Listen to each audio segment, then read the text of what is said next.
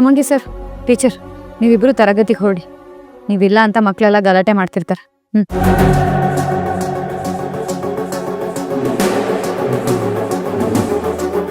ಹೊರಡಿ.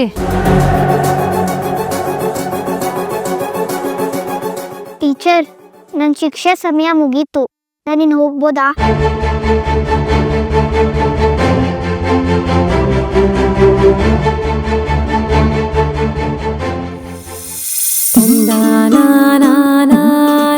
ಇನ್ನೊಂದ್ಸತಿ ಹೀಗೆ ಮಾಡಬಾರ್ದು ಆಯ್ತಾ? ಸರಿ, ನೀನು ಹೀಗೆ ತರಗತಿಗೆ ಹೋಗು.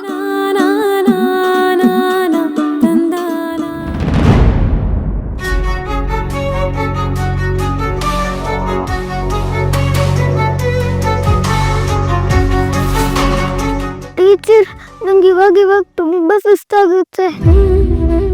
ನನಗ್ ಶಕ್ತಿ ಇಲ್ಲ ಅಂತ ಅಪ್ಪ ನಂಗೆ ದಿನಾಲು ಮಾತ್ರ ಕೊಡ್ತಾರೆ. ನೀವಿನ್ ಮುಂದೆ ನನ್ಗೆ ಇಷ್ಟೊತ್ತು ಶಿಕ್ಷೆ ಕೊಡ್ಬೇಡಿ.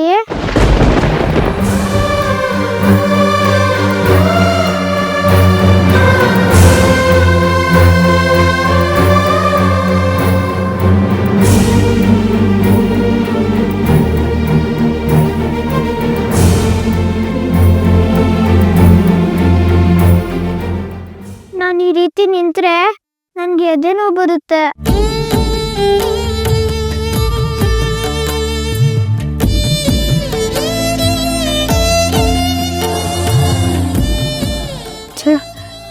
ಎಂತ ತಪ್ಪು ಮಾಡ್ಬಿಟ್ಟೆ.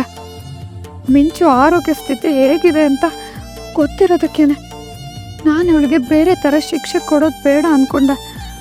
ಆದರೆ ಅವಳಿಗೆ ಇಷ್ಟು ಶಿಕ್ಷೆ ಕೊಟ್ಟರು ತಡ್ಕೊಳಕ್ಕಾಗ್ತಿಲ್ಲ ಅಂತ ನನಗೆ ಗೊತ್ತೇ ಆಗಲಿಲ್ಲ. ನೀನು ಹೀಗೆಲ್ಲ ತರಲೆ ಮಾಡಬಾರ್ದು. ನಾನು ಹೀಗೆಲ್ಲ ನಿನಗೆ ಶಿಕ್ಷೆ ಕೊಡಲ್ಲ, ಸರಿನಾ? ತುಂಬ ಎದೆ ನೋವ್ತಿದ್ಯಾ? ನಿನಗೆ ಆಸ್ಪತ್ರೆಗೆ ಕರ್ಕೊಂಡು ಹೋಗ್ಲಾ? ಇಲ್ಲಾಂದ್ರೆ ಎಳ್ನೀರು ಏನಾದರೂ ಬೇಕಾ ನಿಂಗೆ? ಬೇಡ ಬಿಡಿ ಟೀಚರ್, ಆಗಿದ್ದಾಗೋಯ್ತಲ್ವಾ. ಇಂಥ ಶಿಕ್ಷೆ ಎಲ್ಲ ನಾನು ಎಷ್ಟೋ ಅನುಭವಿಸಿದ್ದೀನಿ. ಇಂಥ ನೋವೆಲ್ಲ ನಾನು ಎಷ್ಟೊಂದು ಸಲ ತಟ್ಕೊಂಡಿದ್ದೀನಿ. ನಾನಿವಾಗ ಹೋಗ್ಬೋದಾ?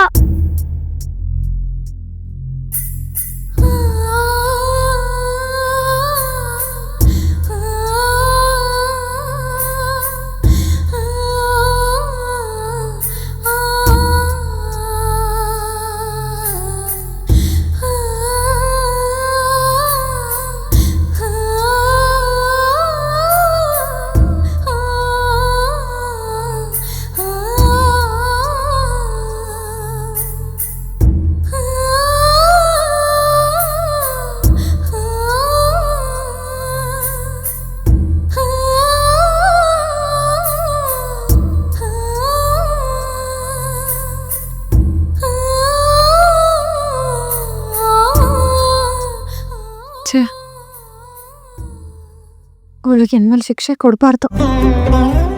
ಏನೋ ತುಂಬ ತರಲೆ ಮಾಡ್ತಿದ್ದಾಳೆ, ಸ್ವಲ್ಪ ಕಡಿಮೆ ಮಾಡಲಿ ಅಂತ ಶಿಕ್ಷೆ ಕೊಟ್ಬಿಟ್ಟೆ.